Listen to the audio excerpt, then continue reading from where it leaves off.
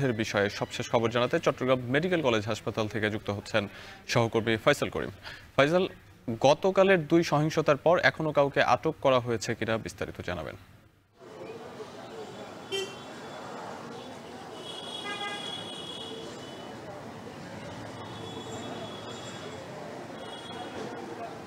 আমরা দেখছি যে আসলে এই ঘটনা যেটি বলছিলেন যে নির্বাচনী প্রচারণায় হামলা এবং হত্যার ঘটনায় এখনও কোনো মামলা হয়নি।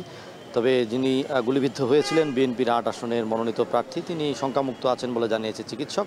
এবং এই ঘটনায় যিনি মারা গেছেন চট্টগ্রামের তালিকাভুক্ত সন্ত্রাসী সরোয়ার বাবলা, তার মরদেহ চট্টগ্রাম মেডিকেল কলেজ হাসপাতালের মর্গে আছে এবং স্বজনেরা সেখানে অবস্থান করছেন ময়না তদন্তের জন্য। আমরা যেটি দেখেছি কিন্তু সকালেই তার মরদেহ নিয়ে আসা হয়, রক্তাক্ত মরদেহ, এবং তার মরদেহ বুঝে পাবেন কিছুক্ষণের মধ্যেই স্বজনেরা। এবং আমরা যেটি জানি যে চট্টগ্রামের যেই বায়েজিদ এলাকা, সেই এলাকায় কিন্তু এর মধ্যে বেশ কয়েকটি ঘটনা ঘটেছে এবং চট্টগ্রামের চাঁদগাঁও, হাটহাজারী এবং বিশেষ করে রাউজানে কিন্তু প্রচুর হত্যাকাণ্ডের ঘটনা ঘটেছে, যেখানে আমরা দেখেছি 17টি হত্যাকাণ্ডের মধ্যে 13টি হত্যাকাণ্ড রাজনৈতিক।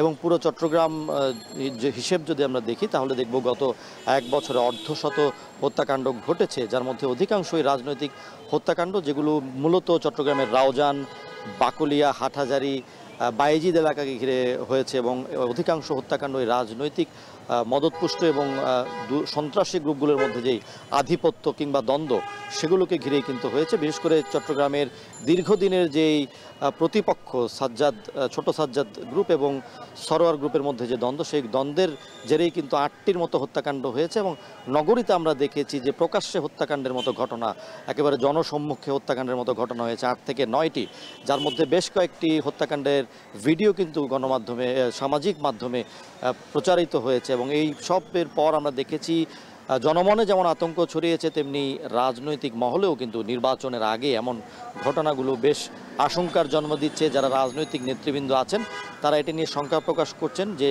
নির্বাচনের যে আমেজ, যে উত্তাপ, সেই উত্তাপে আসলে এই ধরনের ঘটনাগুলো এক ধরনের নেতিবাচক প্রভাব ফেলছে। অনেকেই প্রচারণা নিয়ে শঙ্কা প্রকাশ করছেন। বিশেষ করে গতকালের ঘটনার পর আসলে বিএনপির রাজনৈতিক মহলে নানা আলোচনা সমালোচনার ঝড় বইছে। তবে চট্টগ্রামের পুলিশের পক্ষ থেকে যেটি বলা হচ্ছে যে আসলে তারা অপরাধীদের ধরছেন, অস্ত্র উদ্ধার করছেন, কিন্তু তারপরও এই অপরাধীদের থামানো যাচ্ছে না। যে খুনের ঘটনা, সেগুলো কিন্তু থামানো যাচ্ছে না। এক্ষেত্রে পুলিশ বলছে যে আসলে যারা রাজনৈতিক নেতা আছেন, তারা যাদেরকে প্রশ্রয় দিচ্ছেন, তাদের ব্যাপারে যাতে নেতৃবৃন্দ সচেতন থাকেন। চট্টগ্রামের বায়েজিদে ও রাউজানে পৃথক 2টি ঘটনার বিস্তারিত জানাতে যুক্ত ছিলেন ফয়সাল করিম।